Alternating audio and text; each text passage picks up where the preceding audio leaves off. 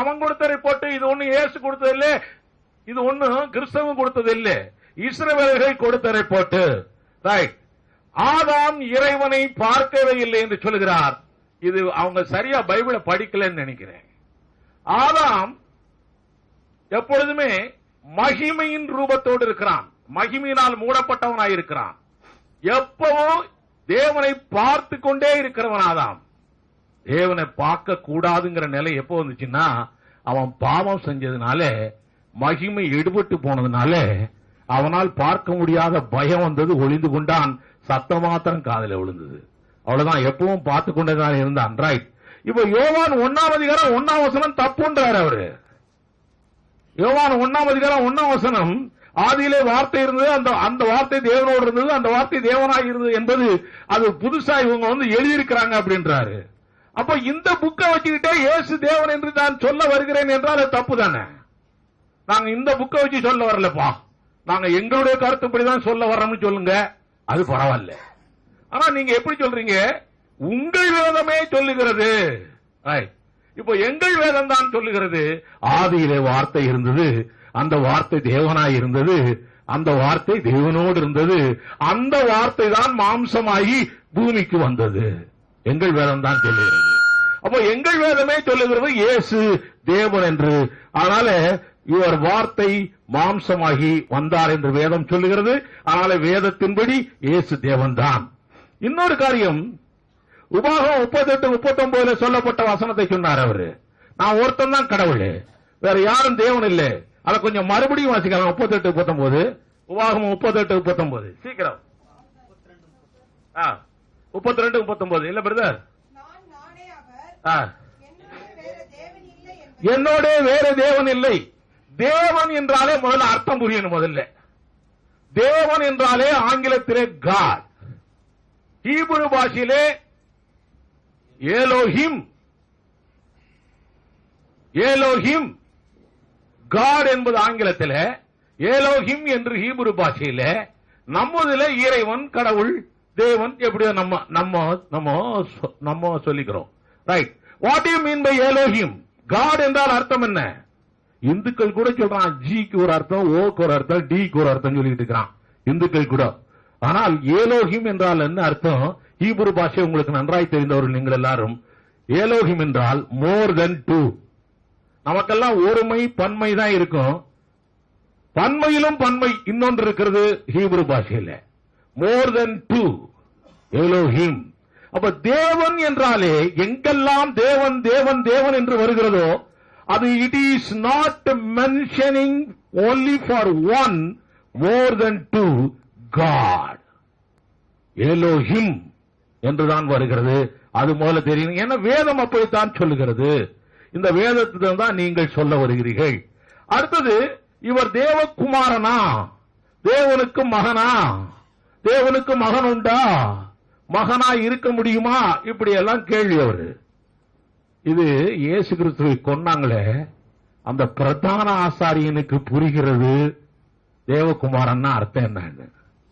அந்த பிரதான ஆசாரி இயேசு கிறிஸ்துவை கொன்றானே அவனுக்கு புரிகிறது தேவகுமாரன் என்றால் அர்த்தம் என்ன என்று. நம்ம சகோதரர்களுக்கு அது சரியாய் புரியவில்லை. இன்றைக்கு புரிந்துவிடும் என்று நான் நினைக்கிறேன். மத்தேயு 26ஆம் அதிகாரம் 63ஆம் வசனம். 63. இயேசு பேசாமல் இருந்தார். பிரதான ஆசார் எவன் கொண்டானா அவன் அவரை நோக்கி, நீ தேவனுடைய குமாரனாகிய கிறிஸ்துதானா, தேவனுக்கு பிள்ளையே இல்லை என்று உங்களுடைய வாதத்தையே எடுத்துக்கொண்டால் கூட அவன் தேவனுடைய குமாரன் என்று சொல்லுகிறானே பிரதான ஆசாரியன் எங்கள் வேதத்திலே போடப்பட்டிருக்கிறதே. அதுதான் கேள்வி. ரைட். இப்போ அதுல இன்னொரு காரியமும் சொல்ல போறேன். பேதுரு சொன்னாரு, அத இயேசு கிறிஸ்து ஓகே சொன்னாரு அப்படின்னு ரொம்ப சந்தோஷமா சொன்னாரு. நான் ஆர்கியூ பண்ண தேவையில்லை, அவரே என் சைடு வந்து ஆர்கியூ பண்ணிட்டாரு. பேதுரு சொன்னாரு, என்ன சொன்னாரு? நீர் ஜீவனுள்ள தேவனுடைய குமாரனாகிய கிறிஸ்து. அத ஓகேன்ட்டாரா நம்ம ஆண்டவர். அப்போ குமாரனாகிய கிறிஸ்து என்றால் அர்த்தம் என்ன? குமாரன் என்றால் அர்த்தம் என்ன? இது நிறைய பேருக்கு புரியணும். அதுல விசேஷமாய் முஸ்லிம் சகோதரர்களுக்கு புரியணும். இது குமாரன் என்றால் தேவனுடைய குமாரன் என்றால் தேவனுக்கு பிறந்தவர் என்று அர்த்தம் அல்ல. அவரே தான் சொன்னாரு. அவரே தான் நிறைய பாயிண்ட் எல்லாம் சொல்லும் பொழுது சொன்னாரு, தேவனுடைய குமாரன் குமாரன் என்றெல்லாம் வருகிறது. தாவீதின் குமாரன் என்று இயேசுவை சொல்லுகிறார்கள். தாவீதுக்கு பையன் அவரு இல்ல, தாவீதுக்கு பையன் இல்ல. அதிகாலையின் மகனாகிய விடிவெள்ளியே என்று எழுதப்பட்டிருக்கிறது வேதத்தில், ஏசாயாவில். அதிகாலையின் மகனாகிய விடிவெள்ளியே சாத்தானை பற்றி சொல்லும் பொழுது எழுதப்பட்டிருக்கிறது. அப்படி என்றால் சாத்தானுக்கு அப்பா ஒருத்தர் இருக்காரு, அவருக்கு யாரு? விடிவெள்ளியா, மார்னிங் ஸ்டாரா? இல்ல, இடிமுழக்கத்தின் பிள்ளைகள் என்று மார்க் 3:17 எழுதப்பட்டிருக்கிறது. அப்படி என்றால் அவர்களுடைய அப்பா இடிமுழக்கத்துக்கு அப்புறம் தான் நம்ம இந்து சகோதரர்கள் சொல்லுகிறது போல கர்ணன் எங்க எப்படியோ பிறந்தான்னு சொல்றாங்களே, அது போல இடிமுழக்கத்துக்கு அப்புறம் தான். அப்படி நாங்க சொல்லலையே. இன்னொரு காரியம் சொல்லுகிறேன் உங்களுக்கு. பர்னபாவை பற்றி எழுதப்போது அப்போஸ்தலர் 4:36 ஆறுதலின் மகன் என்று எழுதப்பட்டிருக்கிறது. அப்ப ஆறுதலின் மகன் பர்னபாவுடைய அப்பாவுடைய பேர் ஆறுதலா? அதனுடைய அர்த்தம் என்ன தெரியுமா? தேவனுடைய குமாரன் என்றால் தேவனுடைய மகிமை, தேவனுடைய வல்லமை, தேவனுடைய மகத்துவம், தேவனுடைய எல்லா காரியங்களும் இவருக்குள்ளே இருக்கிறது. அதனால்தான் தாவீதின் குமாரனே இயேசுவை ஏன் சொன்னாங்கன்னா, தாவீதுக்கு இருக்கக்கூடிய அரசாளும் தன்மை முழுவதும் இயேசு கிறிஸ்துவுக்கு இருக்கிறது. அதனாலதான் தாவீதின் குமாரன் என்று சொல்லிக் கொண்டிருக்கிறார்கள். இன்னொரு காரியம் உங்களுக்கு சொல்லுகிறேன். கொலோசியர் 2:9 எழுதப்பட்டிருக்கிறது, தேவத்துவத்தின் பரிபூரணம் எல்லாம் சரீர பிரகாரமாய் கிறிஸ்துவுக்குள் இருக்கிறது. அப்போ கிறிஸ்துவுக்குள்ளே 100% காட்லினஸ் இஸ் தேர். அதை வச்சுதான் தேவகுமாரன் என்று சொல்லப்பட்டிருக்க ஒழிய என்னமோ தேவனுக்கு மனைவி அவருக்கு குழந்தை அப்படி பிறக்கல. நிறைய பேர் சொல்லுகிறார்கள். வேதத்தில் கூட படிச்சீங்கன்னா நிறைய இடங்கள்ல போட்டிருக்கும். நேபுகாத்நேச்சருடைய பேர் இருக்கான பெல்ஷாத்சார், அவனே நேபுகாத்நேச்சருடைய மகன் போட்டிருக்குது. மகன்ல ஏன் மகன் போட்டிருக்குது? நேபுகாத்நேச்சருடைய வல்லமை, நேபுகாத்நேச்சருடைய மகிமை, மாட்சிமை பேரனுக்கு இருக்குது. அதுபோல தேவனுடைய மகிமை, மாட்சிமை, வல்லமையோடு இந்த பூமியிலே 100% தேவனாய் வாழ்ந்தார், 100% மனிதனாய் இயேசு கிறிஸ்து வாழ்ந்தார். இன்னொன்னு, இவர்கள் எப்பவுமே சொல்லுகிற காரியங்கள் மத்திய 12:40 தான் சொல்லுவாங்க. யோனா விஷயம், யோனாவுடைய அடையாளம். இதை கொஞ்சம் நல்லா புரிஞ்சுக்கிட்டா தெரியும். வசனத்தை வசனமாய் வாசித்தால் போதும். மத்திய 12:40 வாசியுங்கள். ஒருத்தர்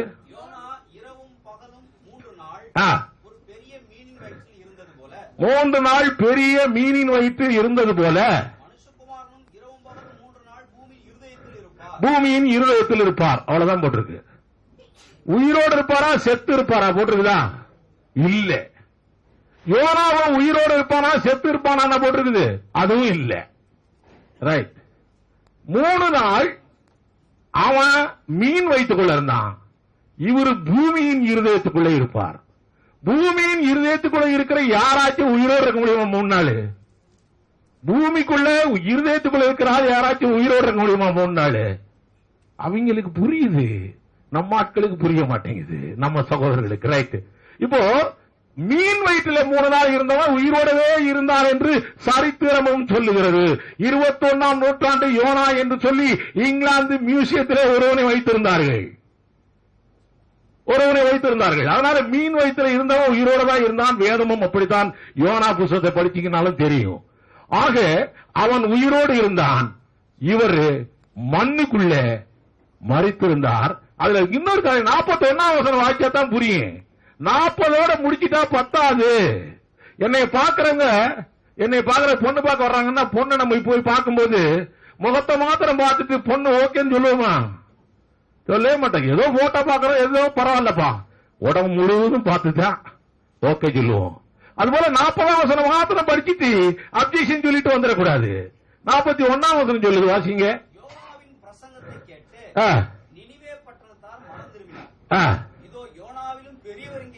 யோனாவிலும் பெரியவர் இங்கே இருக்கிறார். எப்படிப்பா யோனாவிலும் பெரியவர் இங்கே இருக்கிறார்? எப்படி? யோனா மறிக்காமலே 3 நாள் மீன் வயிற்றிலிருந்து வெளியே வந்தான். இந்த பெரியவர் மண்ணுக்குள்ளே 3 நாள் மறித்து உயிரோடு வந்தார். அதனாலதான் யோனாவிலும் பெரியவர் என்று எழுதப்பட்டிருக்கிறது. அதனால சும்மா யோனா கதையவே சொல்லிட்டு ஏத்தி இது பண்ணிட்டு இருக்க முடியாது. ரைட். அடுத்தது ஏசாயா 9:6 சொன்னாரு, அத பாதியிலே விட்டுட்டு போயிட்டாரு. ஏன்னா அவருக்கு ஒரு பயம் வந்துச்சு. அதுல ஏசாயா 9:6 இயேசுவை பற்றி தான் எழுதப்பட்டிருக்கிறது. அந்த எழுதப்பட்டதிலேயே இயேசுவை பற்றி சொல்லப்பட்டிருக்கிறது. இவர் பரிசை சொல்லுங்க. ஏசாயா 9:6 இவர் யாரு? கொடுக்கப்பட்டார். சரி, அது போட்டோம். அதிசயமானவர், ஆலோசனை கர்த்தர், வல்லமையுள்ள தேவன். பைபிளே சொல்லுதியா தேவன் இயேசு அவர் வல்லமையுள்ள தேவன். அதை சொல்லாம விட்டார். அவர் பாவம் மறந்துட்டார் போல தெரியுது. ரைட், பரவாயில்ல. இப்ப நம்ம ஞாபகப்படுத்திடுறோம் அவருக்கு. அதே 3ஆம் அதிகாரம் 15ஆம் வசனம், அதை வச்சு அவர் கொஞ்ச நேரம் பேசினாரு. 3ஆம் அதிகாரம் 15ஆம் வசனம், பரவாயில்ல. அதில் சொல்லப்பட்ட ஸ்திரீ நீங்கள் நினைத்துக் கொண்டிருக்கிறது போல, ஐயா அது ஒரு தீர்க்க தரிசன வார்த்தையப்பா. தீர்க்க தரிசன வார்த்தையெல்லாம் வேதம் சொல்லுகிறது சுய பொருளை உடையதா இராது. அதுல ஸ்திரீன்னு சொன்னா ஸ்திரீ அல்ல, கொம்புன்னு சொன்னா கொம்பு இல்ல, விரல்னு சொன்னா விரல் இல்ல. தானியேலுடைய அந்த சிலைக்கு விரல் இருக்குது, 10 விரல், 10 விரல் கிடையாது. அதாவது தரிசனத்திலே சொல்லப்பட்டதெல்லாம் அதற்குரிய ஆவிக்குரிய அர்த்தங்கள் இருக்கின்றன. அப்ப இந்த இடத்துல சொல்லப்பட்ட ஸ்திரீ என்பது பெண் அல்ல. இந்த இடத்துல சொல்லப்பட்ட ஸ்திரீ என்பது சபை குழு. உனக்கு என்று சொன்னால் பாம்பை பார்த்து அல்லங்க. நம்ம நினைச்சிட்டு இருக்கிறோம் பாம்பு. பாம்பின் வடிவத்திலே பாம்புக்குள்ளே பிசாசான் நுழைந்து வந்தான். அவ்வளவுதான். பாம்புக்கு அவர் சொல்லல, பாம்பை உபயோகித்த பிசாசுக்கும் அந்த பிசாசுக்கு அடிபணிந்த பாம்புக்கும் 2 பேத்துக்கும் சேர்த்தே ஆண்டவர் சொல்றாரு. 2 பேத்துக்கும் சேர்த்தே. கொலை செஞ்சவனுக்கும் குற்றவாளி, கொலை செய்யறதுக்கு துணையா போனவனும் குற்றவாளி தான். 2 பேத்துக்கு தூக்கு தண்டனை தான். அதே போலதான் ஆண்டவர் கொடுக்கிறார். அப்போ கொடுக்கும் பொழுது அவர் சொல்கிறார், உனக்கும் சாத்தானே, உனக்கும் ஸ்திரீக்கும். ஸ்திரீ என்றால் சபை. எந்த சபை? கேள்விதான். உனக்கும் ஸ்திரீக்கும், உன் வித்துக்கும், ஸ்திரீயின் வித்துக்கும். உன் வித்துனா சாத்தானுடைய வித்து. சாத்தானுக்கு பிள்ளை பிறக்குமா? பிறக்காது. சாத்தான் ஆவியா இருக்கிறான், பிள்ளை பிறக்காது. தேவன் ஆவியா இருக்கிறார், பிள்ளை பிறக்காது. இன்றைக்கும் திட்டமாய் சொல்லுகிறோம், தேவன் ஆவியா இருக்கிறார், அவருக்கு பிள்ளை பிறக்காது. ஸ்தோத்திரம். அதனால சன் ஆஃப் காட்ங்கிறத மாத்தி மாத்தி சொல்லிட்டு இருக்காங்க மறுபடியும். சரி, ஆக இவன் உன் வித்துக்கும் அப்படின்னா அதுக்கு பிள்ளையே பிறக்காது. ஸ்திரீயின் வித்துக்கும் போட்டிருக்குது. ஸ்திரீக்கு பிள்ளை பிறக்குமா? ஸ்திரீயால பிள்ளை பிறக்க வைக்க முடியுமா? ஆண் இல்லாம முடியவே முடியாது. ஆணுக்கு தான் வித்து இருக்குது, ஸ்திரீக்கு வித்து இல்ல. ஆமென். அப்போ ஆண்டவர் அங்க ஸ்திரீயின் வித்து என்று சொல்லுகிறார், சாத்தானின் வித்து என்று சொல்லுகிறார். அர்த்தம் என்ன? சபை வழியாய் பிறக்கிறவர் ஒரு பெரிய வித்து பிறக்க போகுது. சபை வழியாய், இஸ்ரவேல் சபை வழியாய் ஒரு பெரிய வித்து பிறக்க போகிறது. அந்த வித்து தான் ஆண்டவராய் இயேசு கிறிஸ்து. இந்த உன் வித்துக்கும் சாத்தானுடைய வித்து, சாத்தான் வழியாய் ஒரு பெரிய ஆளு பிறக்க போறான், அவன் தான் அந்தி கிறிஸ்து. உன் வித்துக்கும் ஸ்திரீயின் வித்து, கிறிஸ்து அந்தி கிறிஸ்து. 2 பேருக்கும் ஒரு பெரிய பகையை உண்டாக்குவேன். அப்புறம் அவர் உன் தலையை நசுக்குவார், நீ அவர் குதிங்காலை நசுக்குவாய். ரைட். இப்ப அவர் என்ன கேட்டாரு? அதான் சாத்தானுடைய தலையத்தான் நசுக்கி விட்டாரு.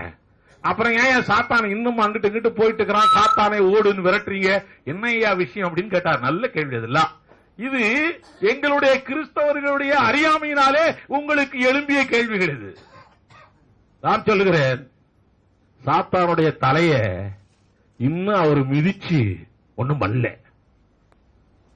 ரோமர் 16:20 சொல்லிருக்கு, ஒரு நாள் வரப்போடுது சாத்தான் என் காலில் எதின் தேவன் போடுவார். ஒரு நாள் வரப்போகிறது. அப்ப இப்ப சிலுவையில் என்னையா செஞ்சாரு? சிலுவையில தலையை மிதிச்சு ஒண்ணும் பண்ணல. சிலுவையில அவர் பண்ணியது, கொலோசியர் 2ஆம் அதிகாரம் 13, 14, 15 எல்லாம் வாசிங்கன்னா அவனுடைய அதிகாரங்களை புரிந்து கொண்டார், அவனுடைய வல்லமையை புரிந்து கொண்டார். அவ்வளவுதான். அவருடைய அதிகாரங்களையும் வல்லமையும் உரிந்து கொண்டார். அப்ப இப்ப பிசாசுக்கு அதிகாரமும் வல்லமை இல்லையா? கேள்வி, நிறைய பேர் கேள்வி இருக்குது. இது எப்படின்னா, ஒரு டீம் போய் ஒரு ஸ்கூல் டீம் இன்னொரு ஸ்கூல் டீமோட சண்டை போடும்போது இந்த டீம் ஜெயிச்சிருச்சுன்னா அந்த டீம் தோத்துருது. அதுக்கப்புறமா அந்த டீம் வேற யாரோடவும் அது போட்டிக்கு போகுமா போகாதா? போகும். அது போலதான் சாத்தான் எல்லாரோடும் போயிட்டு இருக்கிறான். அவனுக்கு இருந்த தோத்து போன டீமுக்கு இருக்கக்கூடிய பவர் கம்ப்ளீட்டா போயிடுச்சா? இல்ல. ஜெயிச்சால பார்க்கும் பொழுதுதான் அந்த பவர் அவனுக்கு இல்லாம போகுது. அதே போல சாத்தானை ஜெயித்த இயேசுவின் பெயரை கேட்கும் பொழுதுதான் அவனுக்கு அதிகாரம் இழந்து போகிறான், வல்லமை இழந்து போகிறான். மற்றபடி அவனுக்கு வல்லமை இருந்து கொண்டுதான் இருக்கிறது, அதிகாரம் இருந்து கொண்டுதான் இருக்கிறது. அது ஒரு நாள் வரப்போகிறது. அதுதான் செகண்ட் கமிங். நீங்க சொன்னீங்க தஜ்ஜால் என்று சொல்லிக்கொண்டு தஜ்ஜால் அழிக்க போறான்னு சொல்றீங்களே, அந்த மாதிரி காரியங்கள் நடக்க போகிறது. அப்பொழுதுதான் சாத்தானை காலின் கீழே மிதிக்க போகிறார். ரைட். அடுத்தது நீதிமொழி 8ஆம் அதிகாரத்திலே சொல்லப்பட்ட ஞானம், செல்ல பிள்ளை, அது இயேசு கிறிஸ்து அல்ல, அல்ல, அல்லவே அல்ல. அப்படி சொல்லுகிற ஒரு கிறிஸ்தவ கூட்டத்தை நம்பி ஏமாந்து போகாதீர்கள். பாவம் நீங்கள். இன்றைக்கு நான் உங்களுக்கு சொல்லுகிறேன், அது நீதிமொழி 8ஆம் அதிகாரத்தில் சொல்லப்பட்ட ஞானம், அது தேவனுடைய குணாதிசயத்திலே ஒன்று. தேவனுடைய குணாதிசயத்திலே ஒன்று. அது ஞானம் அல்ல, அது இயேசு கிறிஸ்து அல்ல. ரைட். இது இன்னொரு காரியம் கூட சொன்னாரு. கன்னியின் வயிற்றில் பிறந்ததால் அவர் கடவுள் அப்படின்னு நாங்க சொல்லவே இல்லை. கன்னியின் வயிற்றில் பிறந்ததால் கடவுள் என்று நாங்கள் சொல்லவே இல்லை. நாங்க யாரோ ஒருத்தன் சொன்னதை பாவம் கேட்டுக்கிட்டு அவர் சொல்லிட்டு இருக்காரு போல. பாவம் நாங்க சொல்ல. நாங்க எப்படிப்பட்டவங்க இன்னும் உங்களுக்கு தெரியல. கன்னியின் வயிற்றில் பிறந்ததால் அல்ல, அதனால் மாத்திரமல்ல, அவர் மரணத்தை ஜெயித்து உயிரோடு எழும்பின ஒரு சரித்திர புருஷன் என்பதனாலே அவரை தெய்வம் என்று சொல்லுகிறோம். மரணத்தை ஜெயித்து உயிர்த்தெழுந்த ஒரு சரித்திர புருஷன். இது போல ஏதாவது ஒரு சரித்திர புருஷன் உலகத்தில் இருக்கிறார் என்றால் சொல்லுங்கள். அவரை தெய்வமாக ஏற்றுக்கொள்ள நாங்கள் தயார். சொன்னபடியே பிறக்க வேண்டும், சொன்னபடியே அவர் மரிக்க வேண்டும், சொன்னபடியே உயிர்த்தெழ வேண்டும். இப்படி ஒரு காரியம் நடந்துச்சுன்னா சொல்லு தெய்வம் சொல்லலாம். இத நீங்க வேதத்திலிருந்து தானே அவரை கடவுளான்னு சொல்ல போறேன். நீங்க அதான் ரோமர் 1ஆம் அதிகாரம் வசனத்தை எடுத்து வச்சுங்க. முதல்ல ரோமர் 1ஆம் அதிகாரம் 5ஆம் வசனம் சொல்லுது, வாசிங்க. அத ரோமர் 1ஆம் அதிகாரம் 5ஆம் வசனம். இந்த பைபிளை வச்சுதானே இயேசு கடவுளா இல்லையான்னு சொல்ல போறீங்க.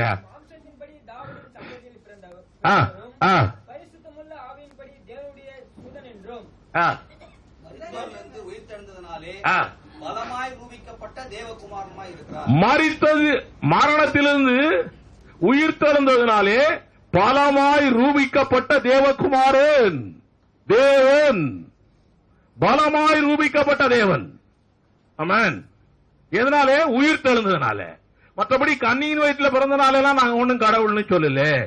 சரி, இயேசு கிறிஸ்து அவர் ஒரு தீர்க்கதரிசிப்பா. அவர் ஒண்ணும் கடவுள் கிடையாதுப்பா, தீர்க்கதரிசி. இப்படியே சொல்லிட்டு வந்தாரு. ரொம்ப நேரம் சொன்னாரு. அவருக்கு இயேசுன்னு பேர் வச்சாங்க பாரு. அதுக்கு என்ன அர்த்தம் தெரியுமா? எங்க பைபிள்ல தானே சொல்றீங்க நீங்க எல்லாரும். இதுலதான் சொல்லிருக்கு. இயேசு என்றால் அர்த்தம் என்ன? ரட்சகர், பாவத்தை தீர்க்கிற ரட்சகர்.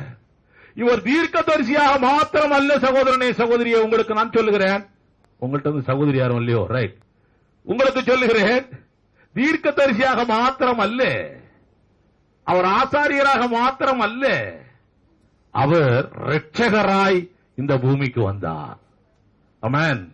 அவர் இந்த பூமிக்கு வந்தது தன்னை ரட்சகர் என்று காட்டுவதற்காக வந்தாரே ஒழிய, இதை கொஞ்சம் குறிச்சு வச்சுங்க, கொஞ்சம் நல்லது. அவர் தன்னை தேவன் என்று காட்டுவதற்கு இந்த பூமிக்கு வரவில்லை. ரொம்ப முக்கியமான பாயிண்ட். அவர் தன்னை தேவன் என்று காட்டுவதற்காக இந்த பூமிக்கு வரவில்லை. அவர் தன்னை ரட்சகர் என்பதை உலகத்திற்கு காட்டி உலக மக்களுக்கு ரட்சிப்பை கொடுக்கும்படியாகத்தான் வந்தார். வந்த அவர் ரட்சிப்பு மரணத்தை ஜெயித்து உயிர்த்தெழுந்து, அவர் உயிர்த்தெழுந்ததினாலே அவர் ரட்சிப்பை கொடுத்தவர் தன்னை அறியாமலே அவரை தேவன் என்று உலகம் அறிந்து கொள்ளத்தக்கதாய் அவர் காரியங்களை சொன்னார். அதனால அவர்கள் இதற்கெல்லாம் புரிந்திருக்கும் என்று நான் கர்த்தருக்குள் நம்புகிறேன். கர்த்தர் நல்லவர். அன்பிற்கினிய சகோதரர்களே, மேடையில் உள்ளவர்கள் மட்டும் வசனத்தை வாசிக்கட்டும், பேசட்டும். மற்றவர்கள் யாரும் வசனத்தை வாசித்து, அதான் மேடையில் உள்ளவர் இல்ல, இவங்க வாசிக்கிறாங்க. இல்ல வாசிக்க, இனிமே வாசிக்கிறாங்க. யாரும் பேச வேண்டாம்.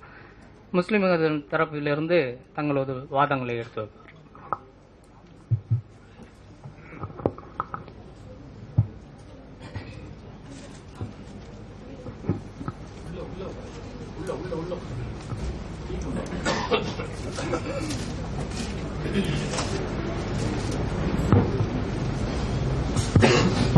இந்த போதகர் அவர்கள் இந்த நான் பேசிய வார்த்தைகளுக்கு கவுண்டர் கொடுத்தார்கள். முதலாவது அவர் சொன்ன வார்த்தை என்னவென்றால், ஆண்டவர் என்றால் கடவுள் என்று சொன்னார்கள். ஆண்டவர் என்றால் கடவுள் அல்ல, லார்ட். நம்ம நமக்கு யுவர் லார்ட் அப்படின்னு சொல்றோம். வக்கீல் நீதிபதியை பார்த்து சொல்றாங்க யுவர் லார்ட். ஆக நீதிபதி கடவுளாக்க முடியாது. பைபிள் பிரகாரமே ஆதாரம் கொடுக்கிறேன். பத்சேபாள் சாலமோனை தவிர்த்து வேறு அவருடைய மகன் அதோனியா அவருக்கு அபிஷேகம் பண்ண போகிறார்கள் அரசராக. அப்போது தீர்க்கதரிசி சொல்லுகிறார், இந்த மாதிரி வேறொரு அபிஷேகம் பண்ணுகிறார்கள், நீ போய் ராஜாவினிடத்தில் போய் நீ கேளு, நீ சாலமோன் இருக்கிறதுல வேற ஒருத்தர் ஏன் அபிஷேகம் பண்ணு. அப்போ பத்சேபாள் சொல்லுகிறார், பத்சேபாள் குனிந்து ராஜாவை வணங்கினால், அப்போது ராஜா உனக்கு என்ன வேண்டும் என்று கேட்கிறார். தாவீது ராஜா கேட்கிறார். அதற்கு அவள், என் ஆண்டவனே, எனக்கு பின் என் குமாரனாகிய சாலமோன் ராஜாவாக வேண்டும். அப்படி என்றால் ஆண்டவன் என்ற சொல் லார்ட் என்ற அர்த்தம், அது கடவுள் என்று அர்த்தம் இல்லை. ஆண்டவரே ஆண்டவரே என்பதனால் இயேசு கிறிஸ்து கடவுளாகிவிட முடியாது. ஆண்டவரே என்பது தன்னுடைய தகுதிக்கு மேலானவர், ராஜா, முதலாளி, தனக்கு மேலான அதிகாரிகள், இவர்கள் எல்லாம் லார்ட் என்று உலகபூர்வமான வாழ்க்கையிலே நாம் சொல்கிறோம். லார்ட் என்றால் ஆண்டவர். அதே வார்த்தையை பத்சேபாள் சொல்கிறார் லார்ட் என்று. நீர் என்னை பணிந்து கொண்டால் அப்படின்னு சொல்றார். அந்த மத்தியில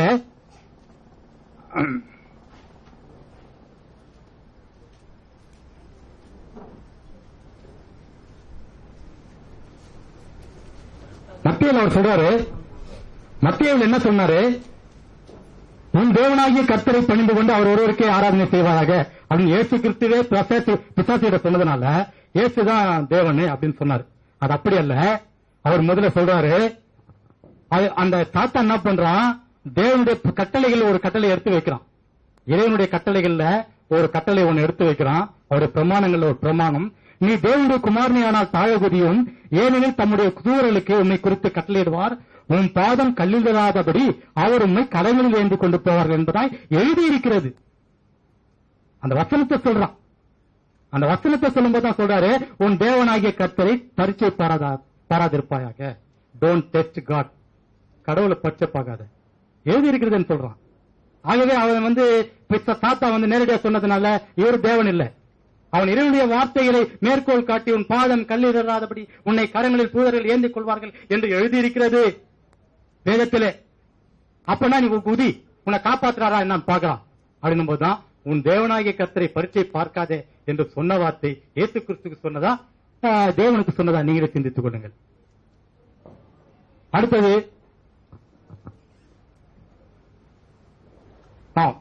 சொந்த மகனாக்கினார். இயேசு கிறிஸ்து சொந்த மகனாக்கினார். இயேசு கிறிஸ்து யோவான் சுவிசேஷத்தில் என்ன சொல்கிறார், வேத வசனங்களை பெற்றுக் கொண்டவர்களை தேவர்கள் என்று சொல்லியிருக்க, வேத வசனமும் தவறாததா இருக்க, பிதாவினால் பரிசுத்தமாக்கப்பட்டும் இவ்வுலகத்தில் அனுப்பப்பட்டும் இருக்கிற நான் குமாரன் என்று சொன்னதில் தேவதூஷம் சொன்னது போலாகுமா கேட்கிறார்.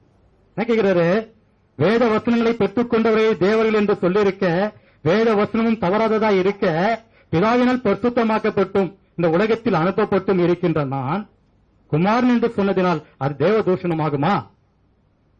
தேவனுடைய சத்தியத்தை போதித்த மனுஷனாகி என்னை கொல்ல வகை தேடுகிறீர்கள் என்றார். அதே வசனத்தில் பின்னாடி வருகிறது. ஆக அவர் தன்னை தேவனுடைய குமாரன் என்று சொன்னதற்கு காரணம் வேத வசனம்